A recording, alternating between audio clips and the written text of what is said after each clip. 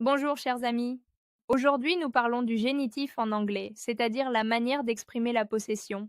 Comment dit-on la queue de l'écureuil ou le ballon du garçon en anglais? Allons-y. Lorsque nous voulons dire que quelque chose appartient à une personne ou à un animal, nous ajoutons s à la fin du nom. Par exemple, the squirrel's tail, la queue de l'écureuil, the rabbit's barrow, le terrier du lapin. Vous remarquez l'ordre? En français, la possession s'exprime par la structure objet plus de plus possesseur, tandis qu'en anglais, the possessor precede the object with an S. L'écureuil vient en premier, suivi de S, puis de l'objet possédé. Si nous parlons d'objets ou de choses impersonnelles, nous utilisons of. On ne dit pas the flower's scent, parce que la fleur n'est pas un être vivant, conscient. On dit the scent of the flower, le parfum de la fleur. Cette règle aide à éviter des formulations non naturelles. En d'autres termes, on utilise of lorsque l'objet possédé appartient à une chose et non à un être vivant. Quand on parle d'animaux, on utilise généralement s, mais parfois la forme avec of est aussi acceptée. On peut dire the fox's den ou the den of the fox, la tanière du renard. Au pluriel, si le nom se termine par s, on ajoute seulement une apostrophe.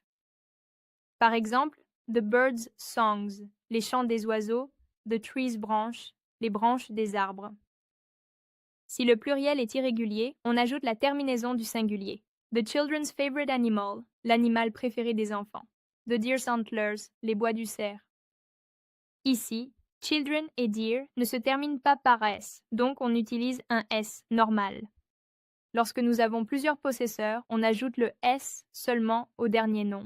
The rabbit and the fox's footprints, les empreintes du lapin et du renard. Parce que nous parlons des deux animaux qui laissent les mêmes traces, on met le s seulement à la fin. Voyons maintenant comment utiliser le génitif dans des phrases. À la forme affirmative, interrogative et négative. Commençons par la forme affirmative. The bird's song is beautiful. Cela signifie le chant de l'oiseau est beau. On utilise s pour montrer que song appartient à bird. Bien, maintenant, si nous voulons poser une question, nous faisons une simple inversion. Is the bird's song beautiful? Voir. Et la forme négative est encore plus simple. The bird's song is not beautiful. Tout ce que nous avons fait, c'est d'ajouter not après is. Tu vois à quel point c'est simple. Le génitif devient facile à utiliser si tu te souviens de deux choses. On utilise s quand on parle d'êtres vivants, de personnes ou d'animaux, et of lorsqu'on parle de choses ou d'objets. Avec un peu de pratique, cela te viendra naturellement. N'oublie pas de suivre la leçon complète sur le site.